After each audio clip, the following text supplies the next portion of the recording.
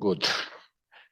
So welcome to the Africa Hall, renovated Africa Hall. I think some of you might have seen the big inauguration at the presence of the highest authority. The Prime Minister was here on Monday together with the Secretary General of the United Nations and the chair of both chair of the African Union, showing that this building is actually an important building in the history, political history, cultural history, and also for the audience that we have today, architectural history of this country.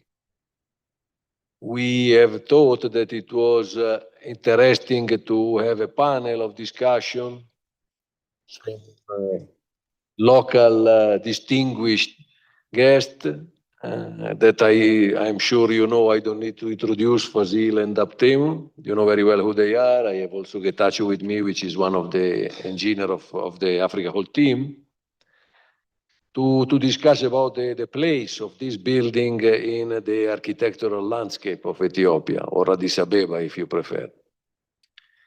Before giving the floor to them for their presentation, I just wanted to have a quick presentation of the project, just a few minutes with no slide, because the presentation is here to be seen.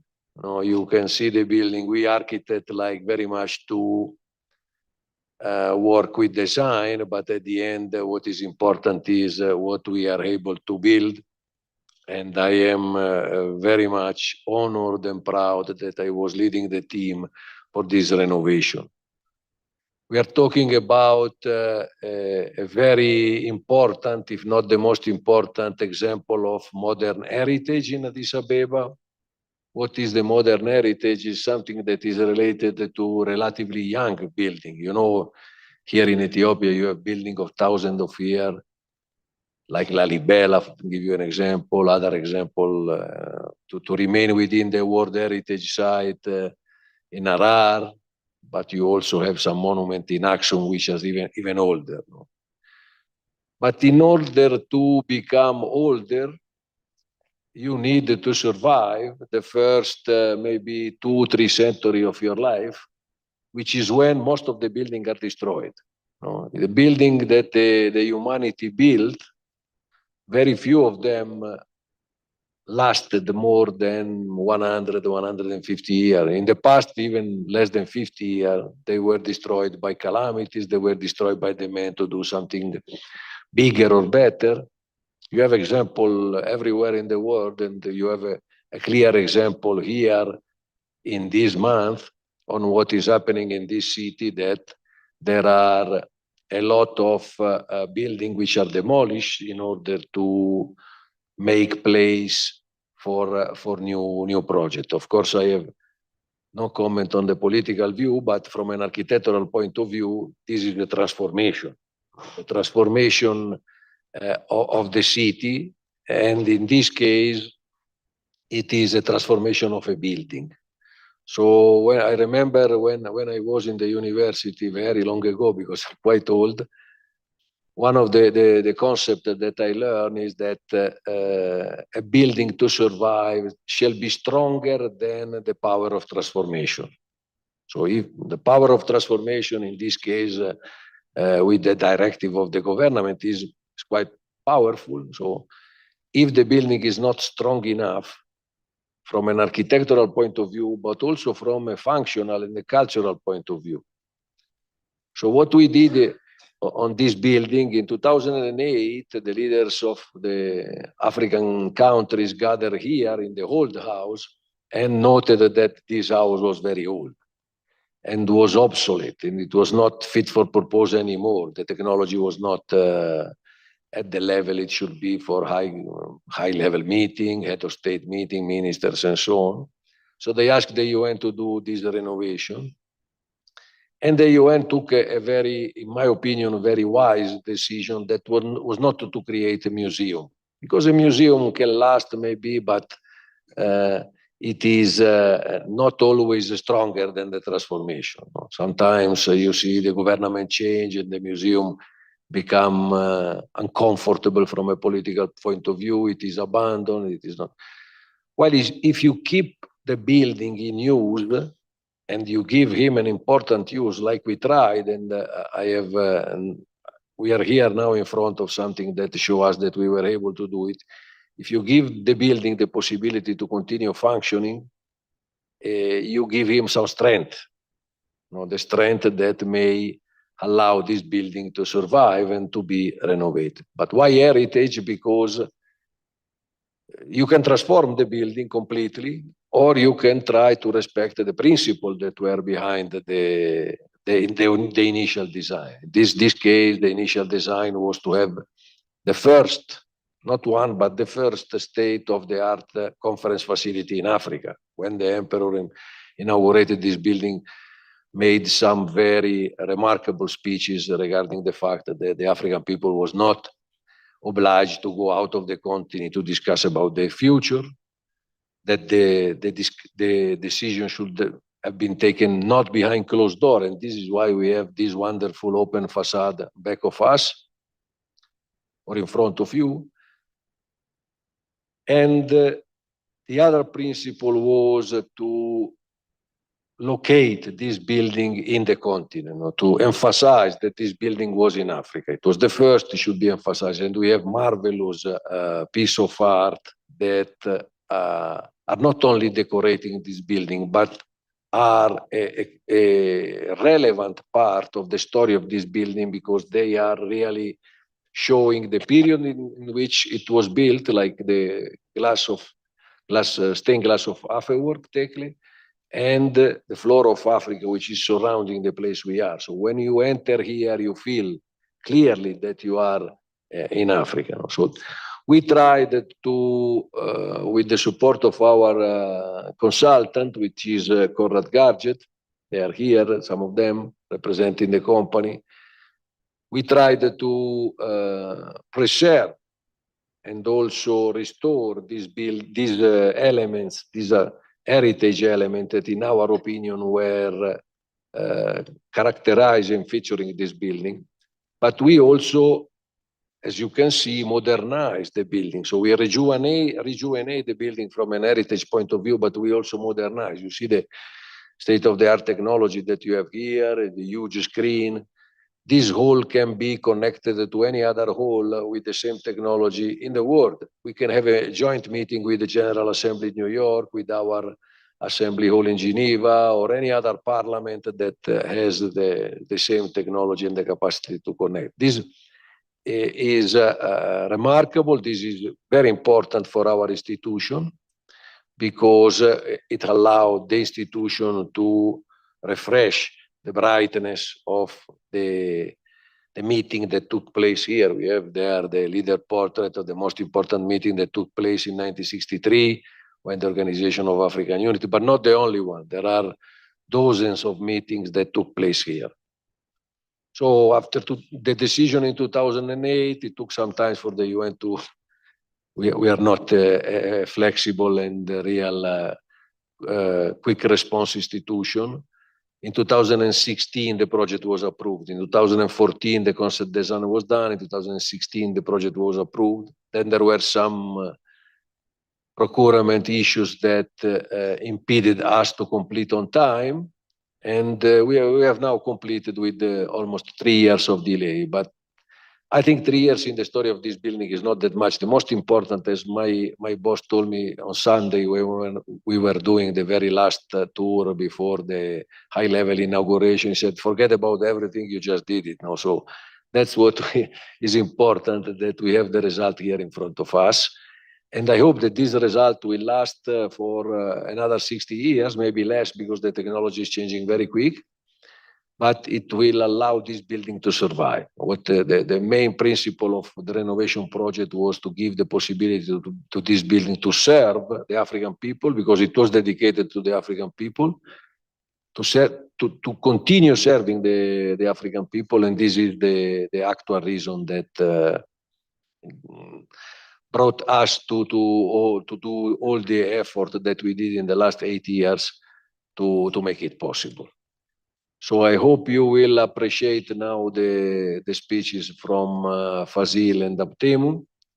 Respect, or maybe they will even inspire for this building to play in the architectural landscape, in the architectural landscape of today, but as I said, also in the architectural landscape of the next years, the years to come.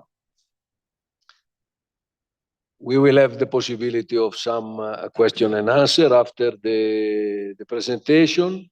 You are invited to do question. The microphone is on your desk. You just push the button on the right, and but you have to wait to be given the floor. So after the speeches, after both of them, you can raise your hand, and Getachew and myself from here will give you the floor, and you can switch on your microphone. For the moment, thank you again for coming. You are the most welcome. We expect young generation to be the one taking the leadership. It shall be like that because the old will die sooner than the other. So we need really you to try to get this leadership role as soon as possible. I give the floor to Fazil. I repeat, I don't need to introduce him because his glory introduced himself better than any other word. Thank you. The floor is yours, Fazil.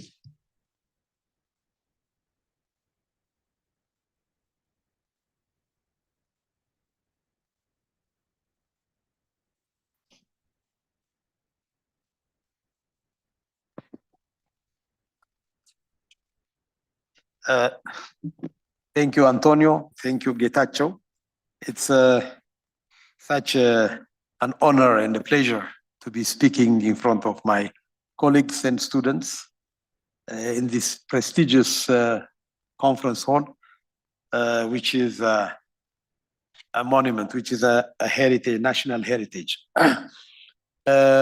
You know, when I was a student in the 80s, in the early mid 80s, there were very few modern buildings in Addis Ababa. Few, I mean, buildings of this kind.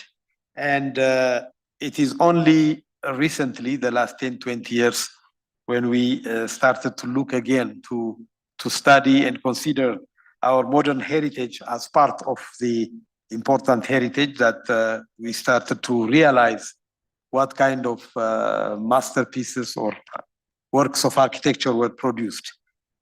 It's I want to start a little bit with giving you a background of the urban context, which was there, or which was the context of this building. When you know, when the United Nations decided to open the UNECA for Africa, the Economic Commission for Africa, it was, you know, Ethiopia took this opportunity to host the first meeting. And then at that time, that's in 1958, they did not have an auditorium fit to accommodate such a conference. So it was decided among the Ethiopian government to hold it in the parliament, in the Ethiopian parliament, which was built in 1936, not 34, 35, by the German architect, you know, the parliament. And then it was the next meeting which was going to come, which was not only the ECA, but also the formation of the African Union, or Organization of Africa Union. You know, at that time there were a lot of movement. A lot of countries were starting to become independent. So it was politically, it was a very important historic moment for Africans. So Ethiopia, being one of the few independent countries, was taking the lead in this matter. And when the emperor finally decided with his cabinet that we should build a conference hall to house or to accommodate such an international conference, the task came to the government without a budget, without any money, to work on this building. And they chose, interestingly, if you see the axis there, the master plan done during the Italian occupation has somehow been kept or developed, so to say. And then Sir Abercrombie later on also worked on the same master plan. So instead of having a brick, they have built along that line. The axis starting already from Sidis Kilo down through Arat Kilo to Mescal Square. So if you take Arat Kilo, the Minilik Palace, along that main avenue, which we call Minilik Avenue, you have the Hilton Hotel, you have the Ministry of Foreign Affairs, you have the mapping agency, you have the National Palace, and then the UNECA conference complex. So this site, choosing this site by itself was an important action taken by the government at that time. Then they continued. Of course, the next step is to design the building. Who will design the building? Arturo Mezzidini, a young Italian architect whose professional life was built up in Eritrea, in Asmara, and later on started working in Ethiopia, was found to be the most appropriate candidate, because Mezzidini was not only a very creative architect, he was very productive. He's someone who can produce buildings, who can design buildings to the liking of the emperor and the Ethiopian government, of course. And the emperor's view, or let's say ambition, of modernizing Addis Ababa somehow fitted with this movement of modernism. So he wanted to have a modern building appropriate for this function. So when they decided to do the design, he got the contract, he signed the contract and started working with the Ministry of Works. And the minister at that time was the Jazmach Mengesha Siyum, later on Lul Ras Mengesha Siyum, who is still alive, I think in his early 90s, is still is a witness to that history. So once the design work started, Mezzidini started to produce concepts, design concepts and so on, and putting the building at the back, in front. All this was a process. So imagine the surrounding that I was talking about. You have to put a building in such a very prestigious place, in a very visible way, but yet it has to be also very present. This was a parliament building, you know. So the first concept was to put the auditorium to the north and the building lining east-west axis. This design was commented on, especially by our first landscape architect, Getachew Mahatma Selassie, who passed away just last year. Getachew Mahatma Selassie was the first landscape architect. What he suggested, why don't you put the auditorium in front and the main ECA administrative building at the back, the way it is today? So that was accepted by the architect. And then, so finally, when the design was finished, the architect gave the estimate of 5 million Ethiopian dollars. It was called Ethiopian dollars, and to be finished in 3 years. When this was presented to the emperor, said, no, we don't have 3 years. We only have 1 year and a half, and has to be finished in 1 year and a half. So the Jazmach Zaude and his ministry have to decide to work on a more intensive work schedule, meaning 3 shifts of 8 hours going throughout the 24 hours. So this building was produced in 1 year and 8 months. So, and the minister was taking 1 shift, the deputy minister another one, and then the state minister a third one. You can see how much they were following. And the emperor himself used to come to this site very often to check, even at night at times. So this was a very prominent and a very important building for the country and for its image. So this is what happened. Finally, when the design was finished, a tender was opened, and Luigi Varnero, the same Varnero you know, but the grandfather, won the tender for 2.6 million Ethiopian dollars, and the contract was signed, and they did not have money. Do not forget that they did not have money. So the emperor said, we should go ahead, we should find money for it. So they started working and so on. So finally, the building was completed. But to complete such a building, imagine in 1960s or late 1950s, early 1960s, 1915, 1919, and going to 1960, the technological level required to achieve such an international conference venue was difficult. The one important point I forgot is that to mention is when Mezzademi was working, before started working, the minister decided that he should visit international venues, the New York UN headquarters, Geneva, and Rome. He had to go to travel. And don't forget that Mezzademi was not a university-educated architect. He was a self-taught, a self-made architect with passion, who trained himself every evening looking at magazines and so on. So he was very much aware of the international movements at that time, but he did not have a formal education. So he educated himself, and then he had to take a few courses in Geneva, I think in Lausanne or somewhere, and then he had to bring a kind of certificate to fit to this thing. But nevertheless, he has built most of his buildings even before he was. And one important detail is that he has designed more than 1,500 buildings, Mezzademi. And out of that, 1,000 buildings were realized in Ethiopia, Eritrea, Yemen. This is an incredible professional life. It ranged not very long time. He stopped already working by when he was age 53. So the revolution that came in Ethiopia has cut all these modernist movements that were blossoming, and his professional career was somehow interrupted after that. Anyway, coming to the architecture, to this building, as I mentioned earlier, it was placed as a prominent land location. Very much, it recalls, or it reminds us of the houses of the noblemen of Addis Ababa, who kept houses in the highest points of the landscape. This is very much in line with that.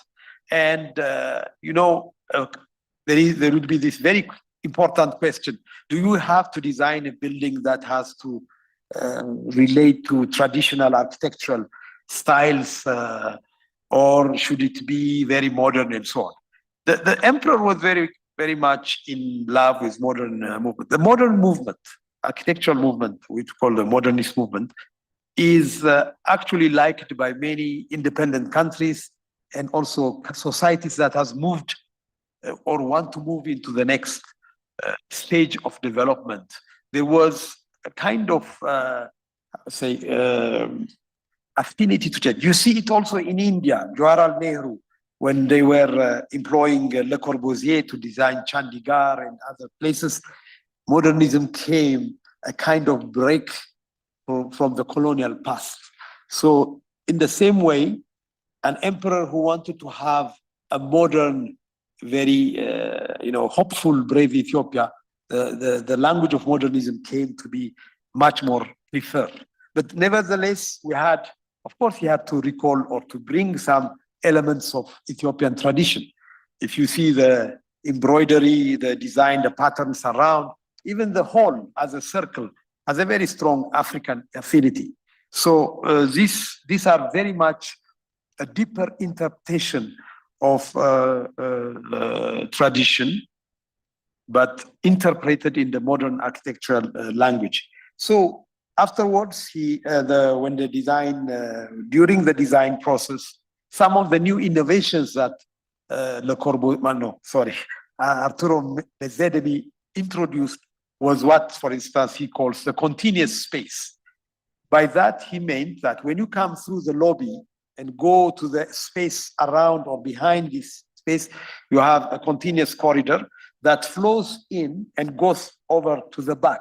So this was, of course, one of the ideals of the modern movement. But at the same time, what was a functional relationship to this building was that when delegates are sitting here for hours getting bored, they would simply sneak out, go to the cafe, to the lounge at the back, or go to the other side, while at the same time following the conference, which was going on here. And the conference facilities at that time were installed for that.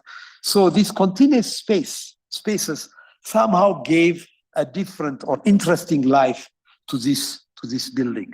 The other thing is, if you look up at the ceiling, the sound, the acoustic effect that he has to devise to reflect the sound so that it can be somehow acoustically very pleasant without creating unnecessary echoes. This was really cleverly envisaged, very well studied. So the acoustics was another element that he has managed to do. And if you see on the facade, on the interior walls of the conference hall, you see these wooden elements that are also playing a part in the acoustics of the hall. At the same time, of course, using wood is something which is also close to us as Africans.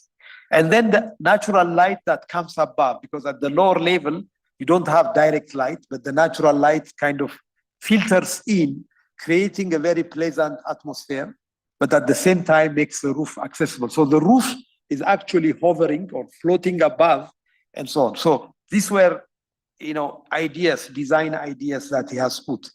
And last but not least, when you enter this auditorium, you have a very grand thing, the grand public entrance from the main street side, with all the stairs and the fountain or the waterfall going down, cascading down, adds more grandeur to this building. And then at the VIP, or an important delegate, when you come in, you go through the two buildings, you go through the staircase, you enter to the main lobby, which is adorned by the stained glass work of Maitre Artist Afwork Tekle, and then come on the side. And the two buildings are separate, so the Africa Hall has its own architectural presence in the city. So all these things have to be really, taught carefully and really realized at the end. And the technology to have such a truss if you can imagine the truss work at the roof is very expensive, and that has to be done in a very sensitive structural design. Finally, the final work, the result was finally adorned with the work of Branconi here. You see behind stained glass, and then Nini Singionis painting around the walls. And then at the reception downstairs, there is an exhibition reception hall, circular, which directly reflects this space. You have animals, and this wall painted by the female Italian architect Sanguini. It was representing African botany or African forests, and then at the back, the grand work of Afwork Tekle, the stained glass. So to conclude, this work, which was done in a short time with a lot of stress, did not, of course, the result does not show all the stress that has gone through from the design of the upholstery, everything. By the way, Mezedebe was also involved in the design of the furniture. When you go around the bar in the conference hall, you can see that he was an architect who was really engaged in the different aspects, from the technology to the interior design to the furniture design and so on. So a complete piece of architectural work. So he has achieved it in such a very stressed time schedule and so on. And I think we talk a lot about the emperor, but of course there were other Ethiopian dignitaries or important people in the diplomatic sphere who have played a role, like Ato Katama Ifru and all the other people behind him. And the Jazmach Mengesha Siyum at that time, with his ministers and his colleagues, they have played a very important role to realize such a project. So every project of this kind has people behind it, devoted, very, very, really hardworking people. And to finally coming to the current restoration work, Conrad Gadget's work is also really appreciable to really restore such a historic building a modern building, maintaining or keeping its original look, and yet install so much technology, latest technology is also highly commendable. And of course, our friends, the team of architects and engineers who worked ceaselessly to bring it to its original splendor. And of course, as Antonio said earlier, to make it function for the next generation. For us, the young Ethiopians who were studying at that time, this was one of the architectural, let's say, source of inspiration when we were students, and then later on. So I am really privileged to be, to have the opportunity to speak about it, and I congratulate or really commend everyone who has worked on it. So thank you very much. So in short, this is what I want to say. Thank you.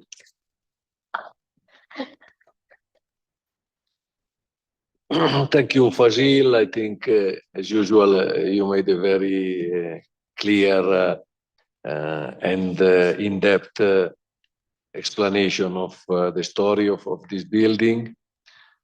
We'll move now to the second presentation, which is between Abtewol and then Abtem, sorry, and then David, which are here representing the Chamber of Architects, because we have these two way of seeing, which is this role, the way of the academics, but also the way of the professional which are working in the city. Because as I said before, the architecture speak more with the construction than with books. You are studying on the books, but you are also studying the way to transform idea in physical construction, which is an important part of our job. By the way, I didn't introduce myself. I'm also an architect, and by chance, I'm an Italian architect.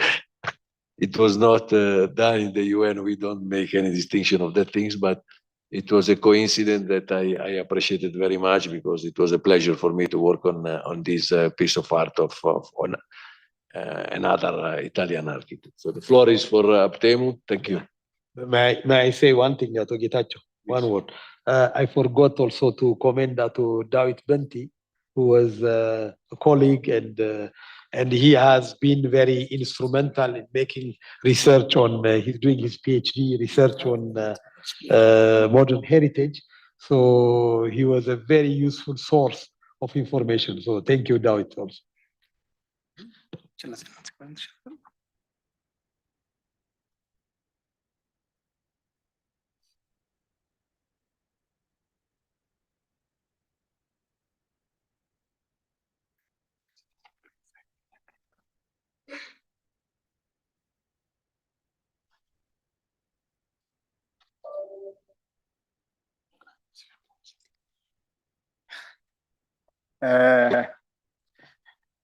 First of all, I would like to say thank you to all ECA teams, UN ECA, and the whole team, construction team, actually considering the Association of Ethiopian Architects to this event. I would like to say thank you to Mr. Antonio and also to Mr. Getachew and the whole staff. As an association, we are really happy to witness the inauguration of a hall. It's not only a hall, it is history, as has been said. And the Africa Hall, actually, aside from the grand value it has on the rise of Africa, for us, it's an immense value to the whole architectural society here in Ethiopia. So we have heard that there is a plan to open this hall to the public, which will also teach most of our students and also practitioners to get an insight into details, what has been done in the past and what they can do also in the future. And one thing, as Mr. Fasil said, is the integration of technology on the already old building is really an interesting, fascinating thing to say. So I just came here to invite Mr. David to present on behalf of the Association of Architects.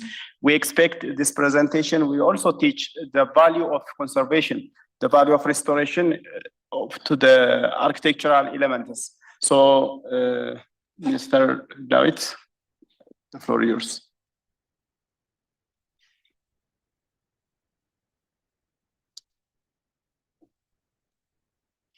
Sorry, Professor Fazil shall leave soon, so he excused himself, but he has another commitment.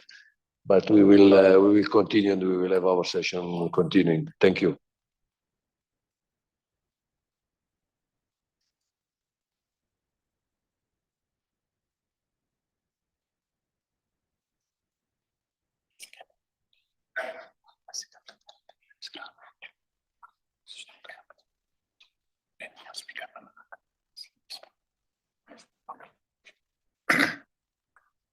Thank you very much. It is an honor to be standing in a very historic place.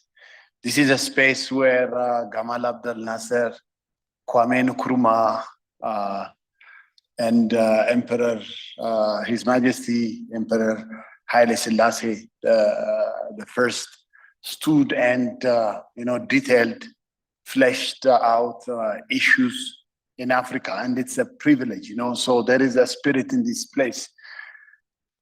It's also emotional because it's our fathers just right out of the yoke of colonization. They had no experience, it's an unprecedented moment. And I want to take you back before the construction of this time. It is like it's 1958. In 1957, it was decided to have the ECA, not the OAU, the ECA to house it in Addis Ababa. After a lot of diplomatic work and hassle in New York, and thanks to our diplomats, they were able to convince everyone to vote for Addis Ababa, and it was decided to place the ECA in Addis Ababa. And news came from Dr. Tasfazgi that Addis was elected, and the news came to the emperor, and the emperor consulted the then Ministry of Works and Urban Development, Lord Rasu Mangesha, and yes, finally work started. And they say there was no building. Can you imagine? This is the first building. It kick-started modernism in Addis Ababa, and not only in Addis Ababa, but also in Ethiopia. So it's a very historic building. It is, we can say, a catalyst for the modernism that we know of in music, in architecture, in literature, performing art, and art as well. So Mandela came in 1961 for a meeting and said, to his amazement, Addis is nothing but we have a lot of cows and goats, but no buildings. There are only 2 buildings, he wrote in his fantastic autobiography. So for him, there were no buildings. In fact, the townships were more glorified than what Addis Ababa was. There was nothing. Addis was, in a way, it continued the tradition of isolation that was part of our history for millennia. So this building, when it was built, it had to be built in breakneck speed. And the minister, the Jazmach Ras Siyu Mangesha, he decided to build this building in 3 shifts. And you can imagine this building is not, it has got no monofunction, it's dual. It belonged to the UN, let's not forget the UN ECA, and it's also historic in that the charter of the OAU was signed after a lot of struggle, past midnight in May of 1963. So Haile Selassie had to really bring in those people, the Casablanca and the Monrovia group, and he had to talk to Sekou Touré to convince Kwame Nkrumah to just sign the signature. And they stayed past midnight. They didn't have food. It was in a precarious condition, and it was about to crumble, but finally Nkrumah agreed to sign on the charter, and then they had to go to a hall, the Minilik's hall that was built in 1890s to have the dining hall. I mean, to enjoy dining. Then, you know, the OEU was born right in this place. It was so tense. There was no air conditioning. Can you imagine the feeling? Now we are feeling the breeze from the new aircon, but there was nothing. So places have spirits, places have heritage, places have high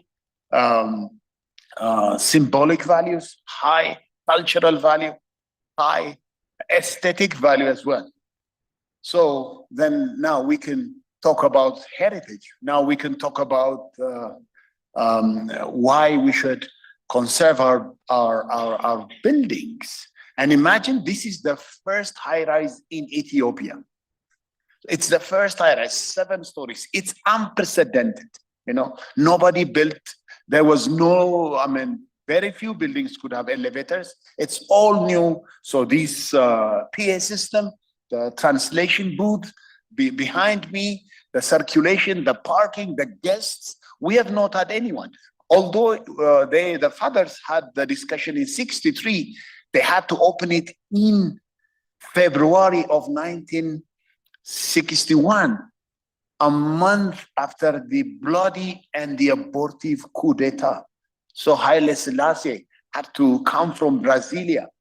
You know, Haile Selassie wanted to change the capital city of Addis Ababa into Bahar Dar.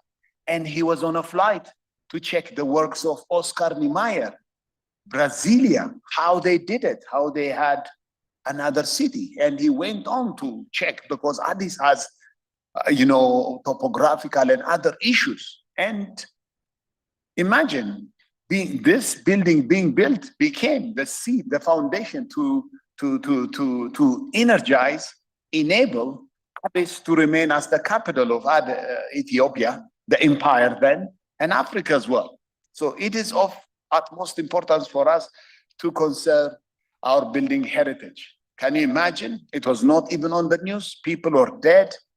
The dignitaries were, you know, assassinated in the Gannat al-Hul Palace. And there was no public funeral. The air was filled with loss and stress. And at the same time, the building had to be inaugurated by the UN Secretariat then. And the elevators were not finished, installed. We think, I mean, the architect took forever to design and build this. No. Can you imagine finishing this building in 18 months? It's unprecedented. And quality was not compromised. So what more can we conserve? I'll go through the list. You know, I just wanted to give a brief introduction and the atmosphere around the construction. So why do we conserve heritage? So we have tangible and intangible, movable and immovable. So it falls on into the immovable heritage part. So every time we go anywhere in the world, what do we see? We either see nature or the built environment. So we have to conserve history. Historic heritage is often referred to as cultural and historic heritage or simply historic places.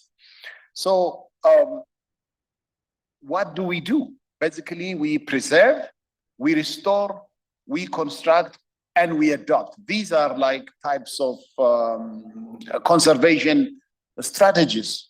So still, we have this building, it's just renewed, then we have to maintain it, we have to preserve it, lest it decay fast as we keep on using it. So we have to preserve it, we have to restore it, and we have to reconstruct.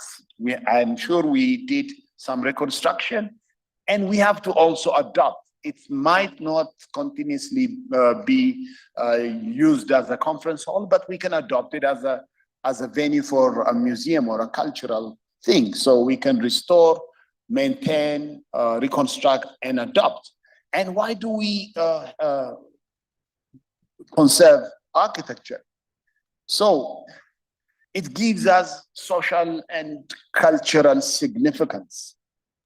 And not only that, we also learn a lot about the the quality of construction. You can look at all those jewels from the 60s, and none, I would say, is we cannot, we don't have that skill. We have lost the skill of the modernist architecture. You can visit many details in this building. You can also go to the bank, for example, the commercial bank, and the quality, the workmanship is already lost. So we can, it is of a cultural value. When we come in here, we talk about the liberation of Africa. We talk about colonialism. In fact, when the ECA was established, the UK and France were members of the ECA because they controlled a large swath of Africa. It was not only Africans in the ECA, but then on OAU, look at the founding fathers. We have story to tell.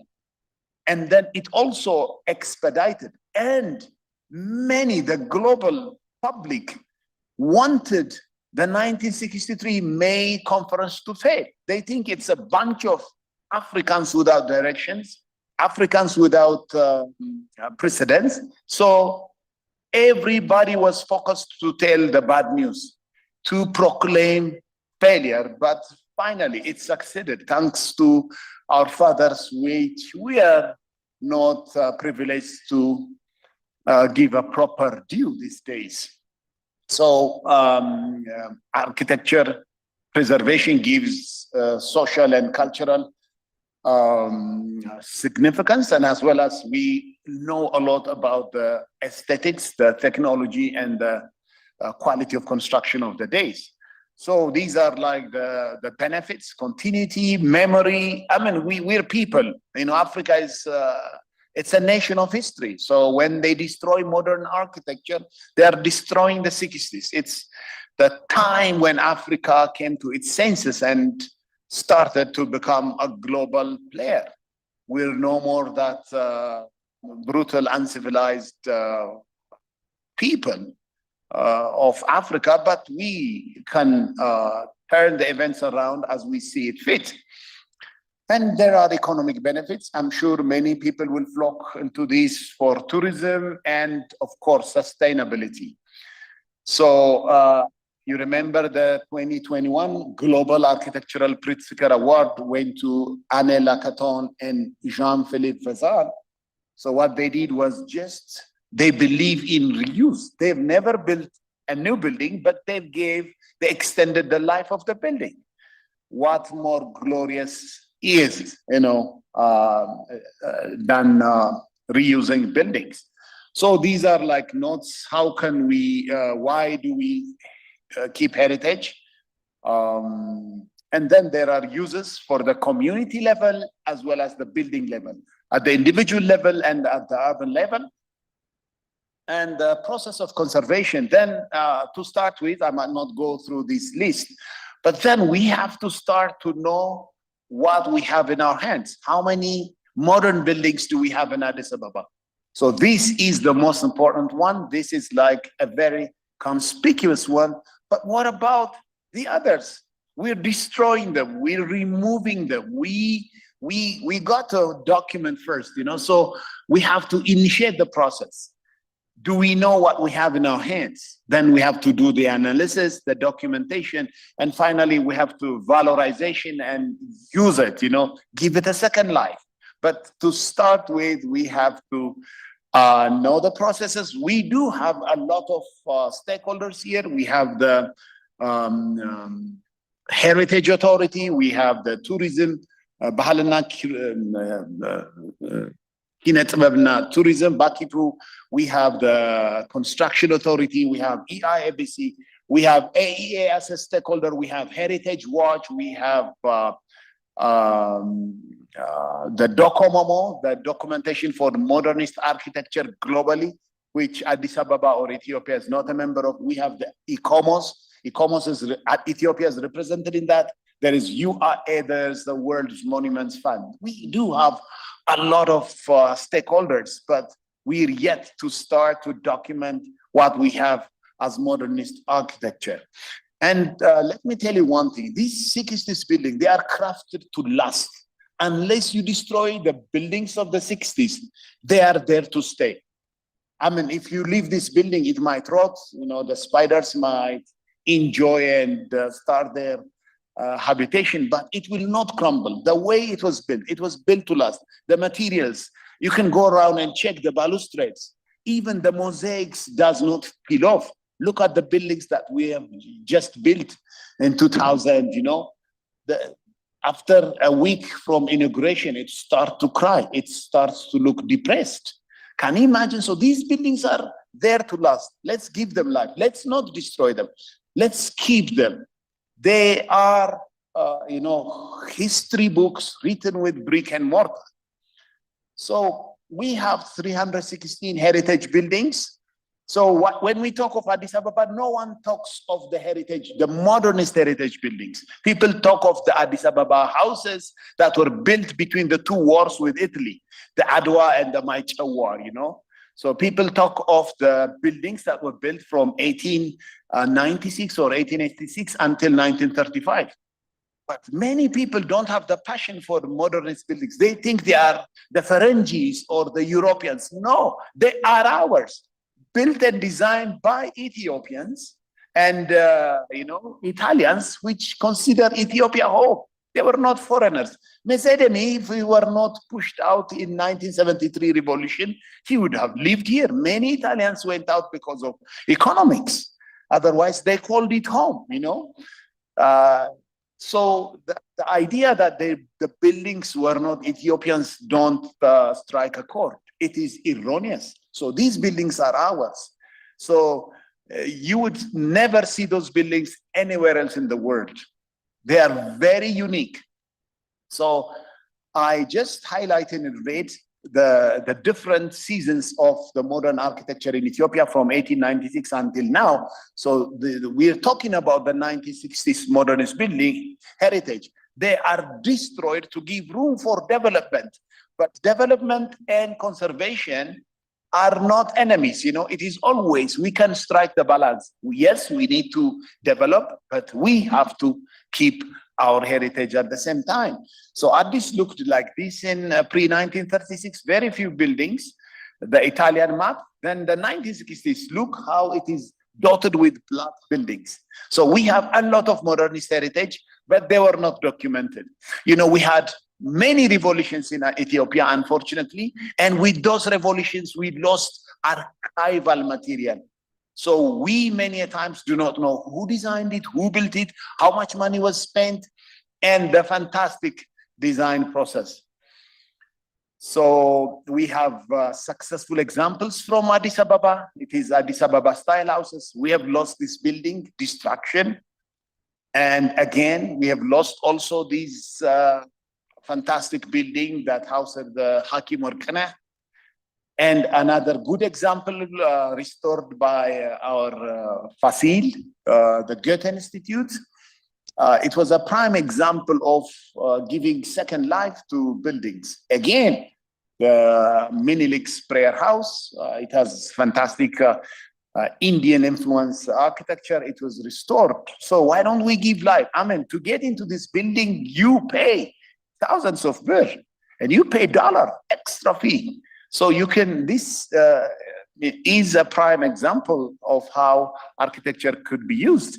And we've lost many of the buildings here built during the Italian times.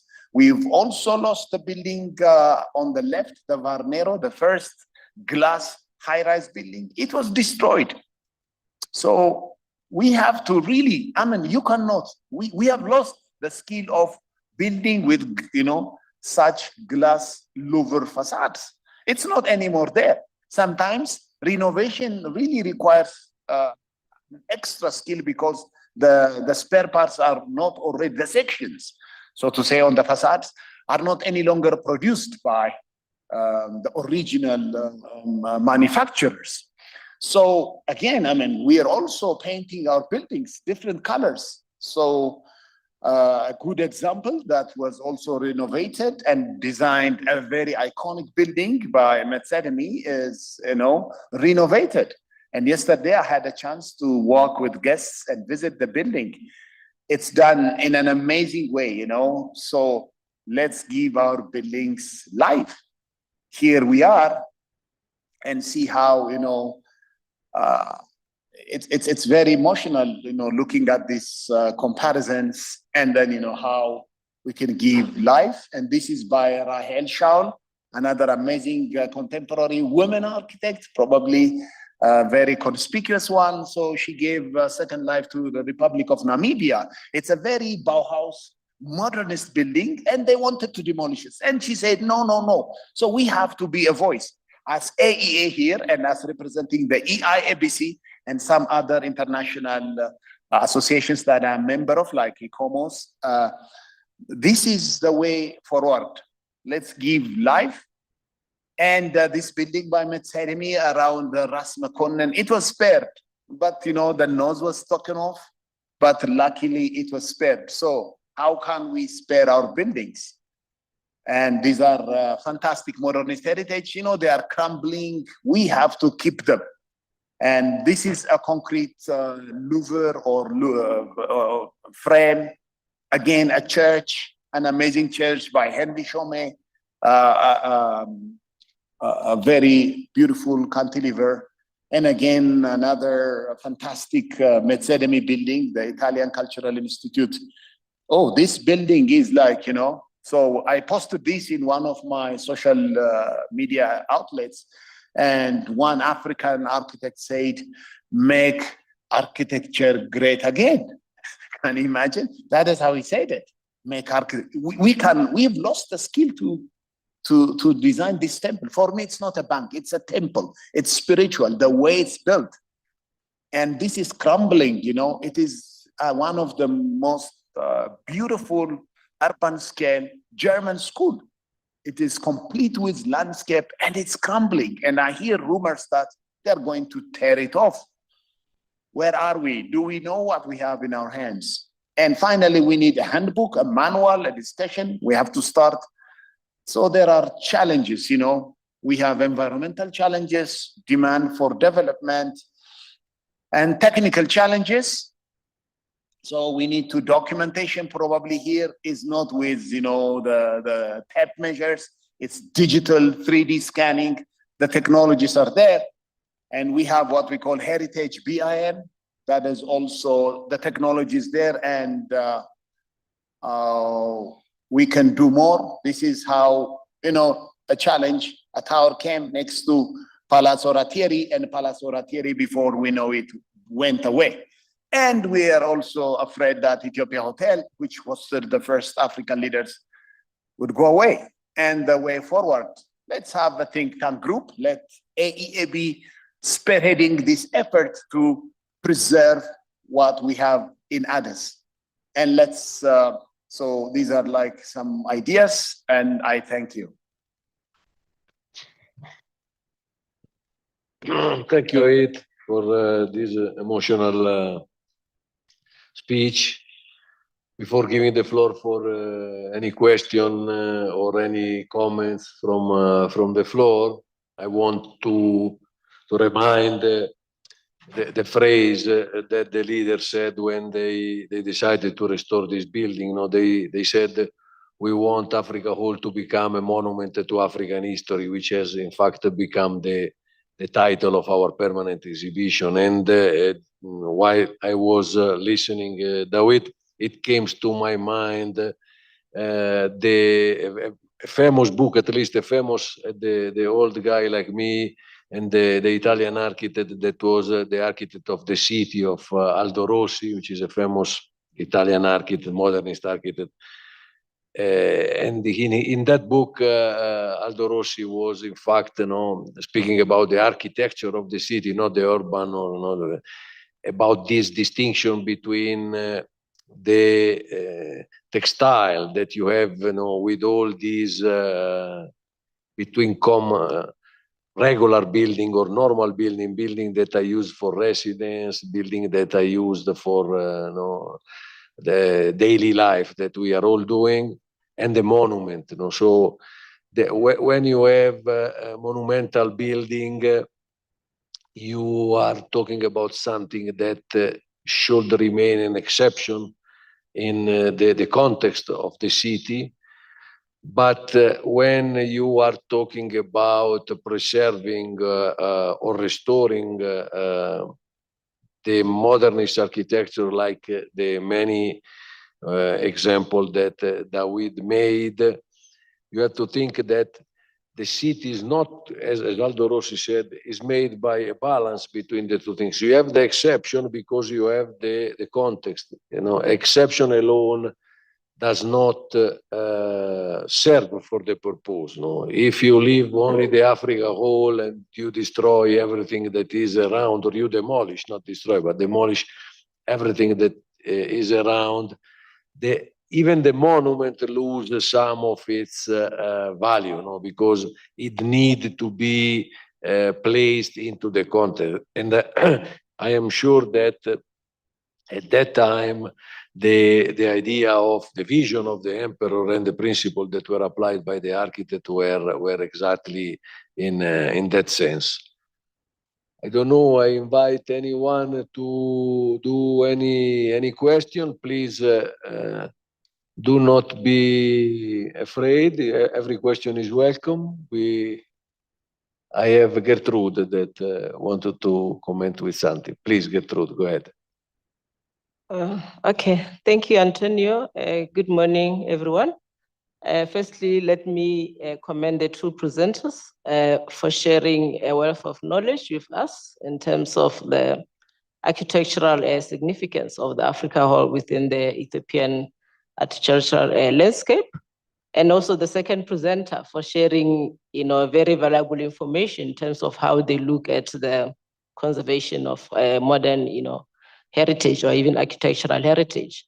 I will call, somebody who's new in Ethiopia, who is an outsider here, I think I've learned a lot, especially in terms of, the architectural landscapes and how it's done here in terms of making decisions, by whether we want to develop and, what about the heritage itself.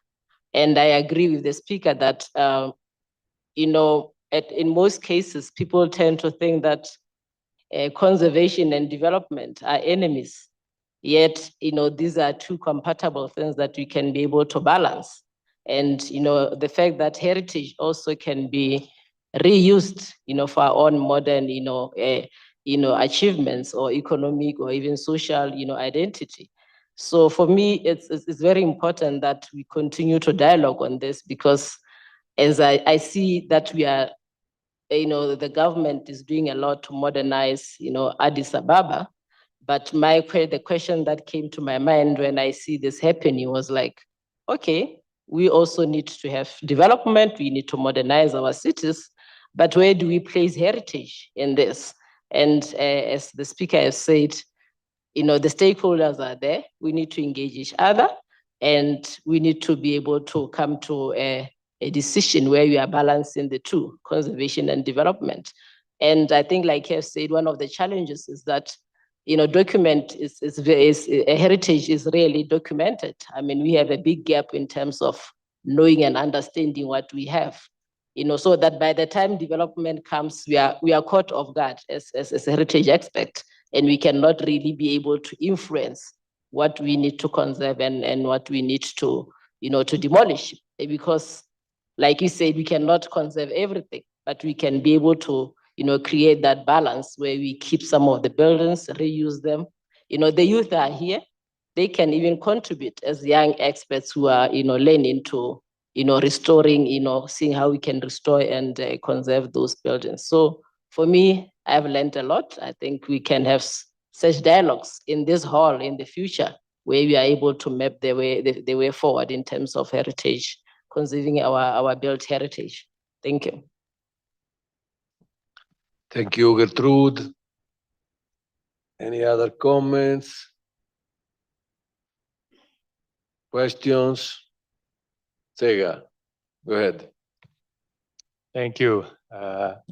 Good morning, colleagues. My name is Sagga Sisa from ECA. I'm an ECA staff member, and I'm very privileged to work in this environment. It's like what David said, we don't really know what is in our hands. So I'm going to direct my question to you regarding the relationship that the association has with the government, previous, present, and even for the future. What kind of relationship do you have? Are you consulted in these kinds of development strategies and works? And what is the mechanism that you think the association and other organizations can also play in trying to keep our heritage and historic sites to go along with the development that the country is embarking on? Thank you.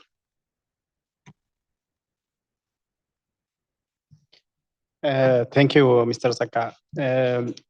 Actually, we are working with the government on various aspects, starting from introduction or initiation of applicable laws and regulations, and also when incidents happen of such nature. So we directly intervene with officials and concerned bodies on to show them the right precedents and the right actions. So recently, as you all know, for example, there are mass grant projects across the country. And one of the characters of these projects is actually, I was going to ask also Mr. Dawit, where is the boundary between what is old and what is heritage? So this is really one of the biggest issues with the government. With our, as Mr. Dawit also told you on the presentation, with our effort, we did our best, let's say, by saving or sparing some of the historical buildings, but not all of them. And we are all concerned. We did really a lot of awareness creation, because we don't have the real power to intervene on the actual actions. But what we can do is we push the government, we teach them, we show them the way to do it. And this, we have already done it, and we'll continue to do. I think that's our base. Not only that, not only our association, but we are also working with other concerned bodies like the Heritage Trust and so on, and the bureaus for culture and tourism. So we are working with them. In the meantime, I think we are on, I would say, not a convenient situation where we can spare a lot of them, but still we have maintained some. Thank you very much. Thank you. I don't know if Dawit want to say something before you take the floor. We went beyond the time and I have to leave, but you can continue. You can continue with Getachew making the moderation. Thank you very much for your attendance to everybody. I appreciate it very much, first of all, the speech, but also I hope that the discussion will continue in that way. Thank you. Thank you very much.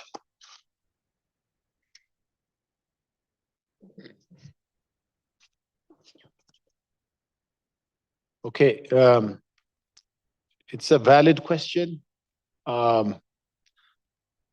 Yes, but I mean, there are also many different ways of conserving heritage.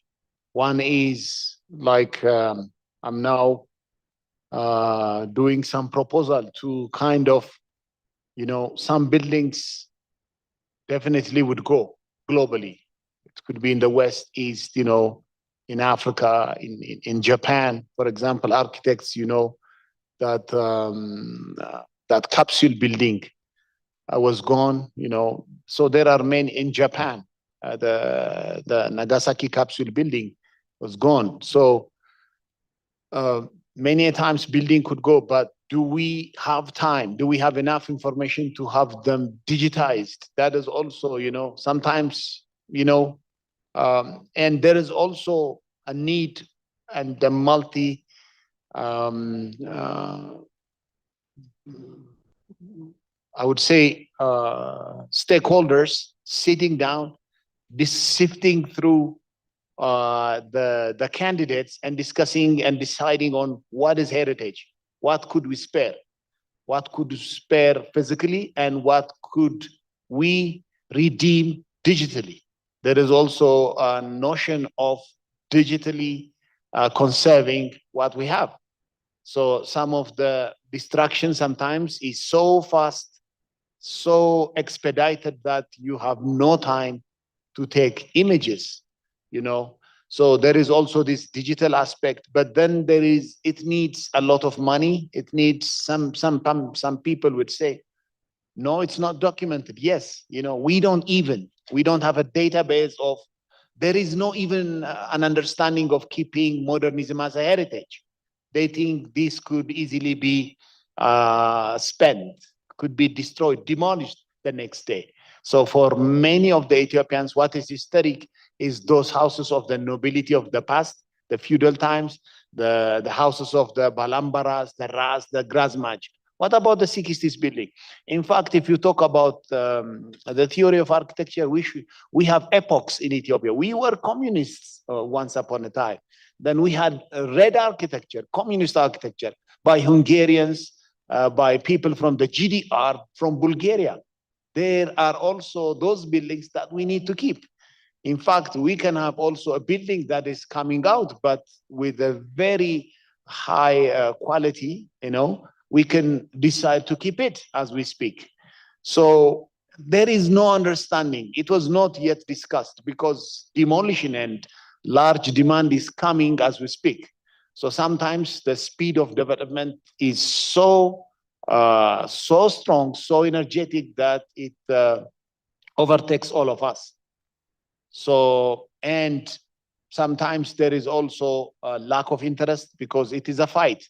You spend your time, you spend your money in this age of inflation, you know, crazy inflation. So who is there to sit down, you know, who is there to fund us to go and measure?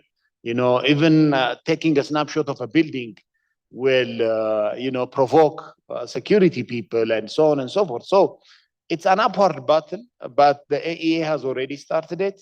And there are also like-minded people here in this room and outside that are really working, putting their life at stake, you know, giving their time, giving their money, and in cooperation with, you know, like-minded global citizens elsewhere, they are working a lot.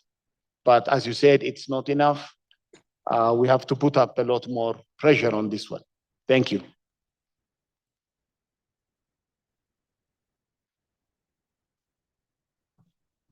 Yeah, I think we have some additional comments and questions maybe. Jonas, let me continue. Thank you, Getachew. I think it's good first to acknowledge ECA as well as Africa Hall teams offering such type of sessions because it is very historical. This is the first step for stakeholder to bring, when you see, have you seen everyone is young? The future is for the young, and it is good to know the history. So first, I would like to thank you, Africa Hall and ECA. Then I will move to the two presenters. I think they are nominal for architectural work, but I want to bring in the histories of Ethiopia. When road is starting, they were been starting with the space for donkey.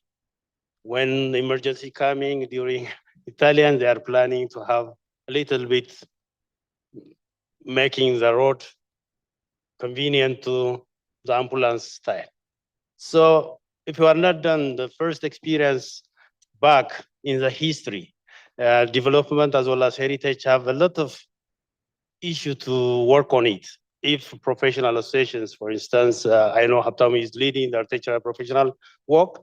In this country, we have around 48 professional associations working in the engineering and the architectural work. This is a big knowledge hub to bring change in the overall development of the countries. If you are voiceless, we cannot bring change as one. Do you have any plan to put head together to make all professional association within your umbrella as well as others to speak on this agenda of development? Because once things are gone, we cannot revert because we are made a capital investment in the country. And if one heritage is gone, our history is also gone. So do you have any plan to bring to the table for different stakeholders to speak And this hall is also historical to do that. So do you have any plan to do such type of, not only have a short conversation to go, but to need to have a strategic directions whereby everybody have buy the idea, especially policy makers. As you know, we are in the digital age. Things are fasting us. Sometimes you might be surprised how they are making all the professional in a challenging ways. Do we have that capacity to cope up and to make these two balance and to make the development by all of us? Thank you. Back to you.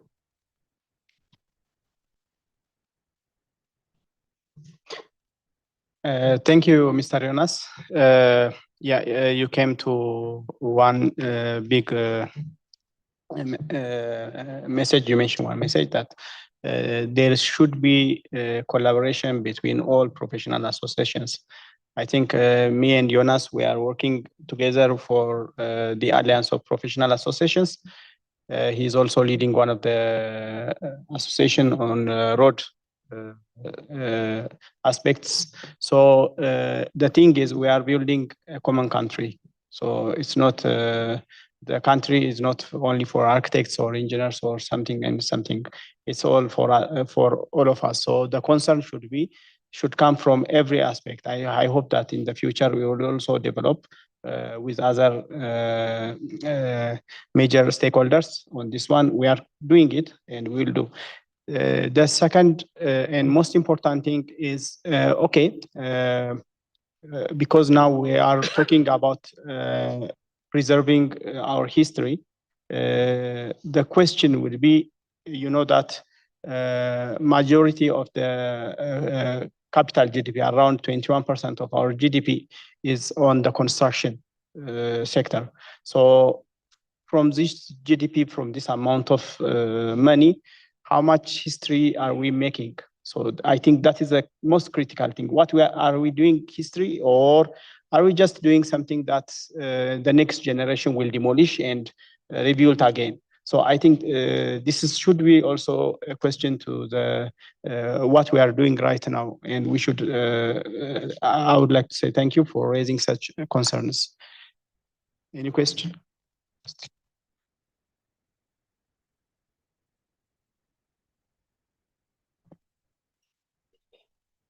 Thank you very much. I'm happy to be here. Great now that the construction and the renovation work is done by the same contractor.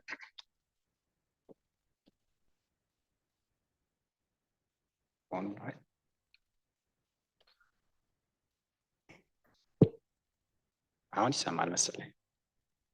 Thank you very much. I would like to thank the Association of Ethiopian Architects for preparing this event.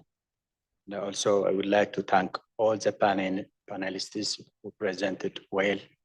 I would like to say thank you, Ato David, for the... Maybe you come close to the mic. Oh, okay.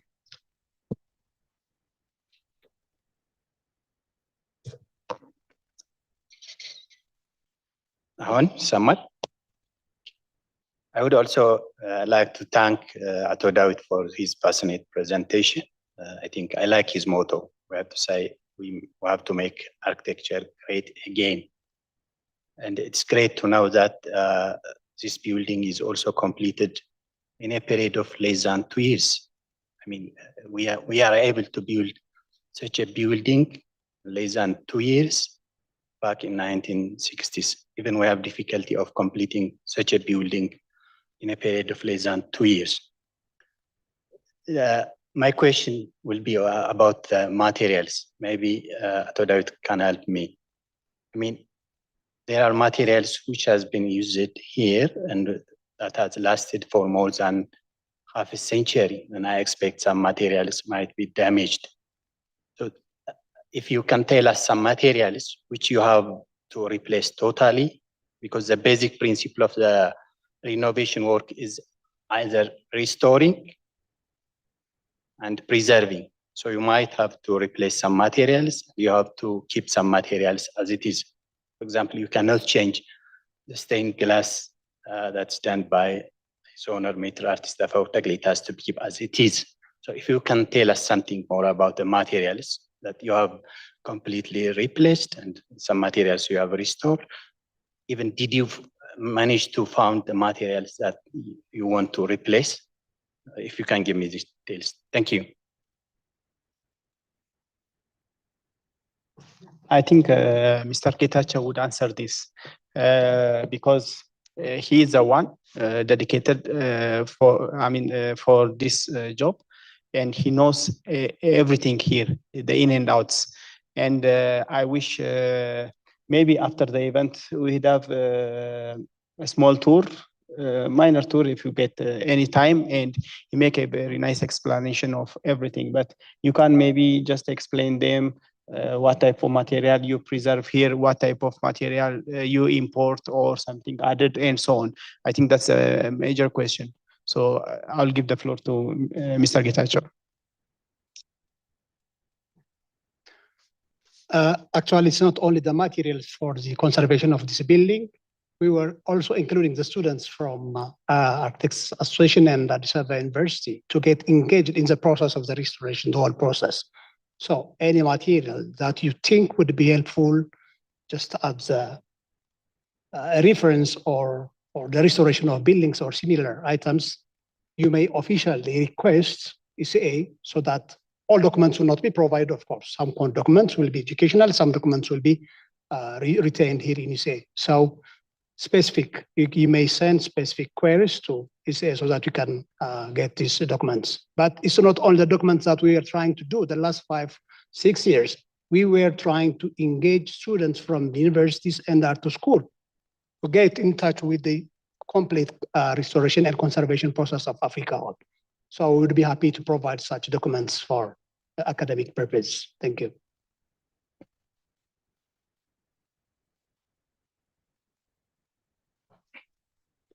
Okay, thank you very much for giving me the opportunity.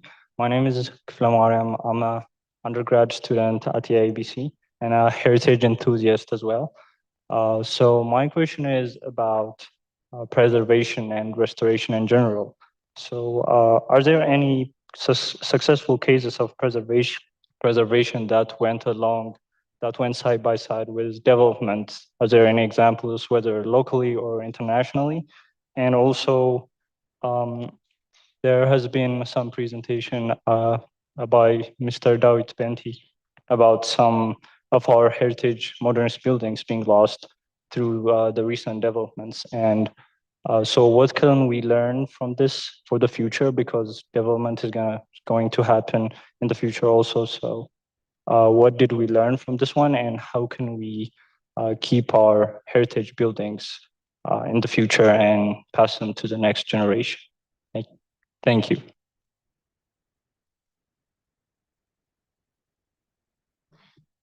Maybe qualify ታደርገዋለህ? እንትን አይሰማም ትንሽ ይነፋነፋል ነው። Okay, sorry. So as I said, my question is, what did we learn from the recent development and some of our heritage being lost?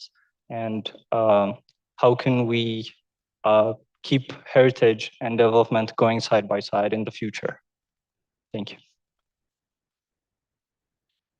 Okay, we get it. Maybe we add if more 2 or more questions, and then what the time? 30. We are running out of time, so yeah, 10 minutes we have got. So okay, Tade, and then okay. Thank you very much for your presentations. I was just about to reflect on some points. The first one is what Mr. Haftamu has raised about old and heritage. So basically, we say something is a heritage, not only because of its old age, but because of its value. So a building or a neighborhood that has been realized this year can be considered as a heritage.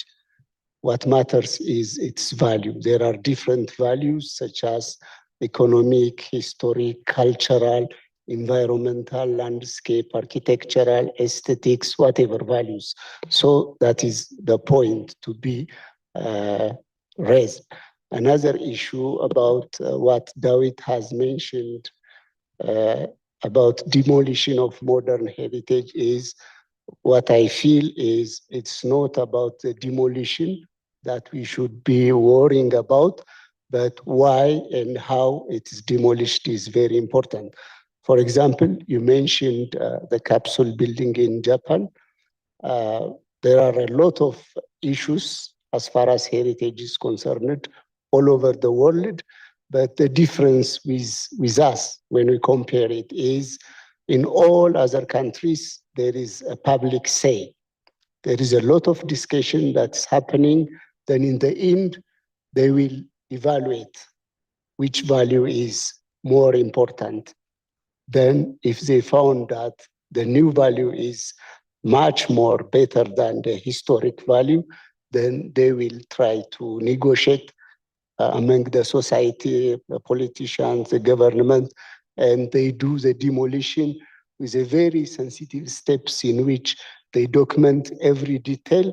And whenever they feel it is very important, after some time, they can rebuild it to its minute details. So that much worry might not be felt in those countries. But in our case, nobody is aware about the demolition, about the process, about what more important thing is going to be happening in place of those heritage. So we should know, or at least in all places where we are living and interacting, we have to have a say so that something can be demolished in favor of the other thing. So as far as there is a public say, then we can accept things as it is. Thank you.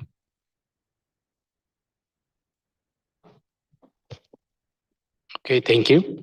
My name is Krasilase. I appreciate first ECA for opening its doors here for the professionals and students to witness how the renovation has been achieved to this level. And I sincerely appreciate your endeavor and stepping up to hold this session. Secondly, I appreciate the panelists for their insightful coverage on historical significance of buildings and heritage management. My queries may direct to Ato Getachew in a way. Now, in your endeavor to have this renovation, I sense and see some additional elements in this structure. And I wish that you describe what are the spatial additions, technical additions, and technical challenges of those structures, because now you have brought this whole to this time. Yeah. So like it's not only non-spatial technical gadgets, but there might be structural reconsideration that you have gone. There might be security and convenience consideration that you have included and incorporated. And I wish to have some knowledge on that. The other one, it's basic to document what is done. Yeah. I can recall that there was a document and earlier, like decades before, that showcased the spatial and technical consideration of this hall when the original architect has done this building. And I wish it would be, it has its own significant value to document the restoration process and everything. Thank you. Thank you. Actually, the project from the conception of the project in 2012, starting from that date, we have a consultant named Conrad Garget, an Australian consultant. So that consultant has got a multidisciplinary sub-consultants who are working in complete process of this restoration study. So probably I will be giving this floor to Simon from Conrad Garget to give us some details on this process. Thank you. Simon. Thanks, Getachew. And yes, you're correct. This was a multidisciplinary approach. This project included basically all of the different kinds of challenges you can come across when you're working with old buildings, plus a few more unique challenges. So first and foremost, structurally, the concrete core of this building was very, very old, and it had suffered from many examples of concrete carbonation. So this is where the concrete, the reinforcing in the concrete starts to corrode due to the age of the structure. And so the first upgrade package we considered and included in the project was to treat the entire structure with an anti-carbonation treatment. And this enabled us to, the engineer that led this package told me it's a little bit like refurbishing an old car. So you might, when you've got a really old car and you want to bring it back to life, you need to strip it down to the structure and treat it, and then bring it back up again. So that was really the fundamental principle behind the structural upgrades of this building. And an earlier question was about preservation and conservation, and where we had to replace some elements. So part of the structural upgrade, because we had to get down and access the structural core of the building, we had to replace all of the mosaic tiles, most of the mosaic tiles. This building has about 13 million mosaic tiles as part of the original design. So as heritage architects, when we have to make a decision like this, we don't take it lightly. And we were able to take a sample of all of the tiles and send it off and get it scanned and replicated in 3D and perfectly color matched. So all of the tiles were perfectly recreated and reinstated. So that's the structural upgrades. We had seismic upgrades to improve the seismic resilience of the building. We had, and then in terms of the audio visual and all the technology that we're seeing in front of us today, this obviously requires a significant amount of back of house sort of plant equipment. And so the two new extensions on the rear of the building that you would see was our design to, there was some previously non-original single story extensions on the back of the building. They were a later addition, and they were in very, very poor condition. So we removed those and replaced them with these larger structures. And that's where all of the, a great deal of the mechanical plant and the electrical plant is, and as well as in the basement.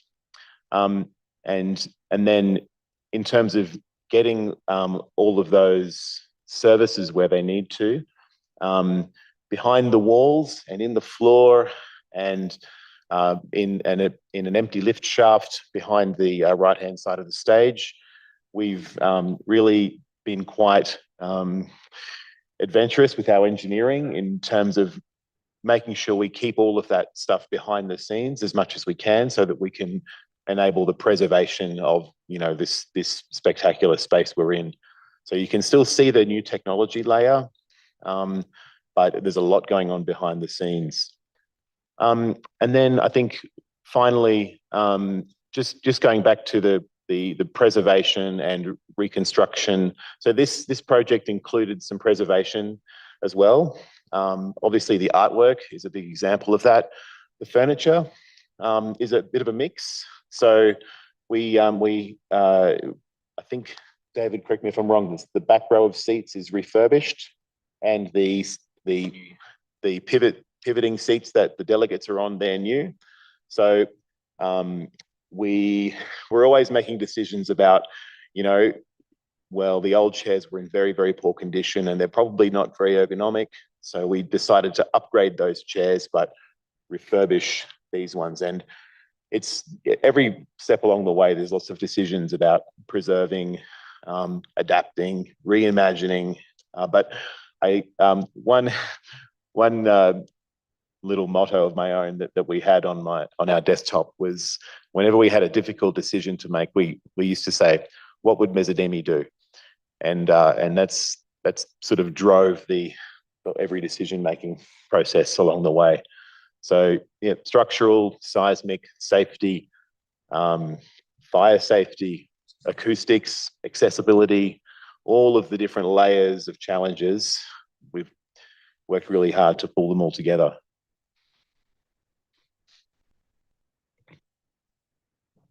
Thank you, Simon.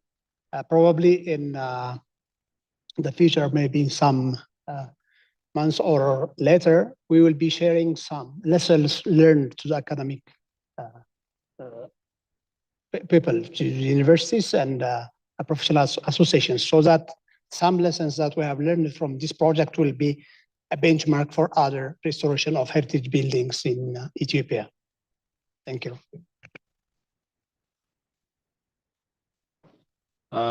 So there was a question that was raised from there. So it's always a process, how to balance development and heritage and preservation. So we always want to eventually get a win-win solution. But, as a developing nation, there is no huge perception amongst ourselves, amongst the public, that we need to retain the past. History is contested. Space is very much contested in Ethiopia. So with the urban space, including the spaces as well as the building fabric themselves, are contested. So we have an upward hill to go ahead, and we have to really be strong. And I often feel a little bit disappointed because this house is not full with all the practicing architects. So last time we had a book launch, an amazing research on heritage buildings, Addis Ababa style buildings. And there were only, Tadessa, me, Mahadar, or Haptamu, and very few people. So even amongst our architects, the perception, the desire to be actively engaged for preservation is much lower than what you can imagine. So I wish this room was full with architects, but it's not as we speak. I have a question maybe to Simon or to you. We are architects. I'm so happy that technicalities were dealt with because of the aging, concrete, seismic activity, acoustics, technology. What about aesthetics? Like I really love interiors. These chairs, they have this 60s flavor. So who are your clients? Who are you discussing with when you propose the furniture, Although much has not changed when we look at the aesthetics, the overall aesthetics, but you nonetheless are introducing colors. So who was there to, who are your clients? I mean, who chose this color, this form? Who did go through the catalogs? And as consultants, whom did you show it to? Question as an architect. Thank you. Yeah, great question. So we in our team, we have very talented interior heritage architects as well. We used old photographs of the space to guide us about the original color palette for the building. It's a bit tricky because the old photographs are a bit faded, but we did have some evidence. So as you know, a lot of the chairs in the plenary hall were original. So we were able to sort of make some educated decisions about the right, when we did have to propose a new piece of furniture, we were able to make some educated decisions about how it would fit in with the palette of the space. And then like with the desks in front of us, these new plenary hall desks, we were really guided by the original drawings. We were so lucky to have all of Arturo's original furniture drawings, which as architecture students, you really need to make sure you get down into the permanent exhibition. And we've got a display with the original furniture drawings. They are sublime drawings. I tell you what, they are really 1 to 1, 1 to 5, 1 to 2 details, cutting through the upholstery. So this, even though this is a new desk in front of you, it's really, we started with the original design and then we had to add in some new technology, but, and yeah, and then we just, worked with Getachew and his team to present this case to the ultimate client about the design and the palette of materials. But because it was found, we started with that foundation of being what would Mezzademi do and what the evidence that we did have. It was a pretty, I don't think there was much resistance to the scheme, because it's really, it's almost like the building was telling you what to do in a weird sort of way. So were they built according to the original design, like the chairs, for example? Were they rebuilt? No. Okay. So yeah. So the chairs where we had to pick new furniture, this is where probably my expertise as an architect sort of ends, and we get into the world of interiors. We had a very talented new interior designer who sourced new furniture in that modernist style. So it really fit in quite nicely with the refurbished, and that's why it looks like it's supposed to be here. And that was our objective, we didn't want the new furniture to stand out as being new. It needed to be just comfortably sitting next to the old. So David, what do you think percentage of old and new furniture would have been? Yeah, good question. I think it's probably 70 old, 30 new. Yes, maybe something like 70%.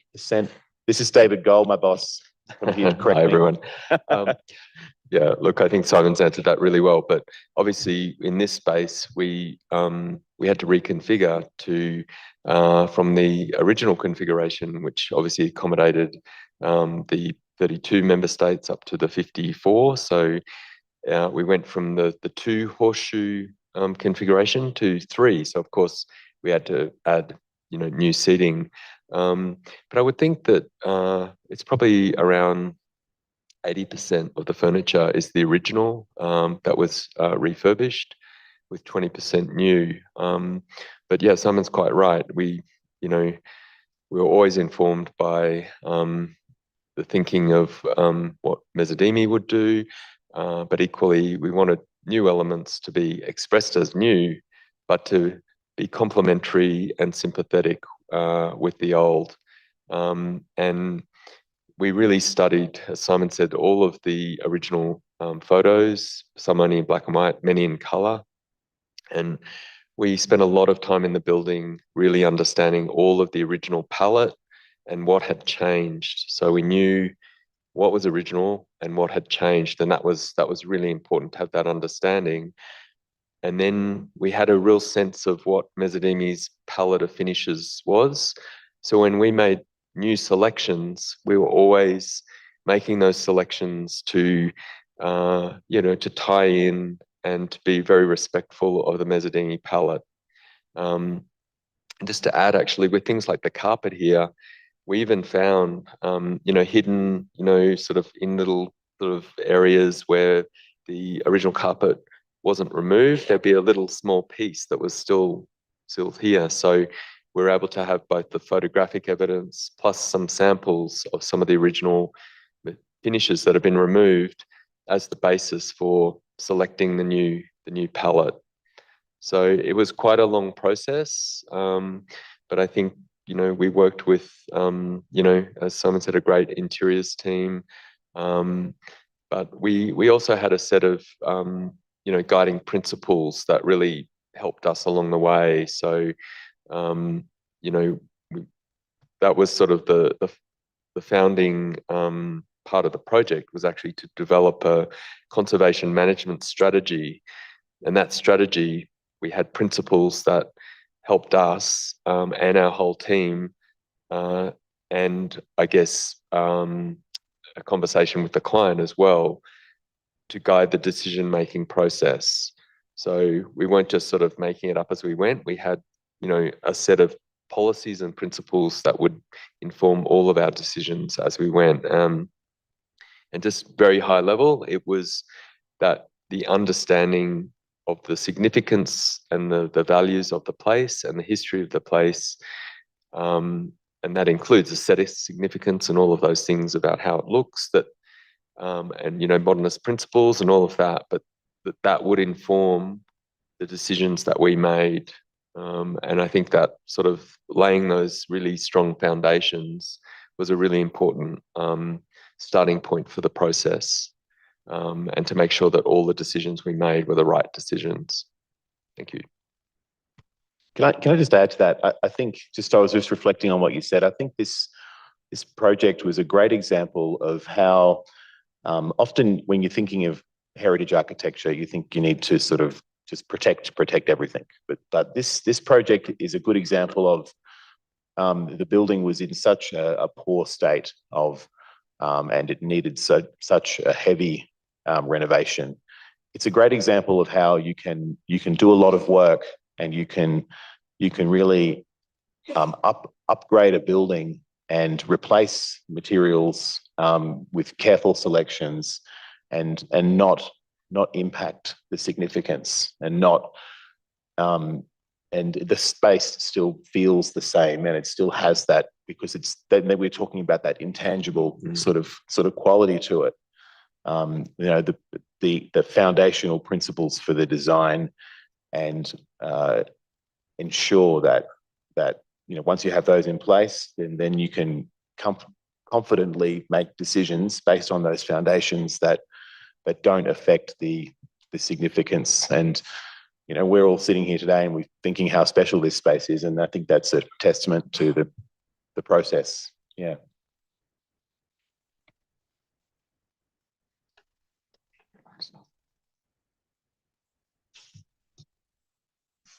Okay. Thank you for such a good explanation, technical explanations. There are so many factors here that are really interesting to the architects, especially. One thing I know is also the glasswork there is also maintained by the original artist.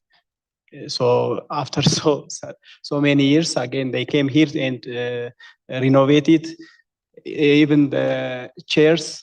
I think it's a good work that only the cushion has been changed. I think somehow the cushion part, but it has been already maintained, and most of it has been maintained. Also, last time they were telling me of the difficulty of finding the small mosaics on the rotunda down there. And finally, they have maintained the whole floor as original. So here we can learn the power of drawings, the power of commitment from professionals, and also the final results that really amaze everybody. I think the time is not enough to discuss all the details here. So maybe we wrap up our discussion here. And then if you have any question and so on, now you know whom to ask. So thank you very much, everybody who came here. I would like to say thank you. I think Mr. Kitacho can make his closing remark and we end the session. Okay, thank you, Haftamu and the academic media together with the professional association. I would like to thank also Mr. David and Simon for the detailed explanations as to how the process were going on in restoring this building. First, when we were coming to this meeting, the major topic was Africa holds place in Ethiopia's architectural landscape, but we have expanded it now. The second is the role of the Ethiopian Professional Association in heritage conservation. So I hope you have taken some additional assignments as professionals. So we had a very useful discussion, and we'll keep in touch. And thank you very much for your time. Thank you.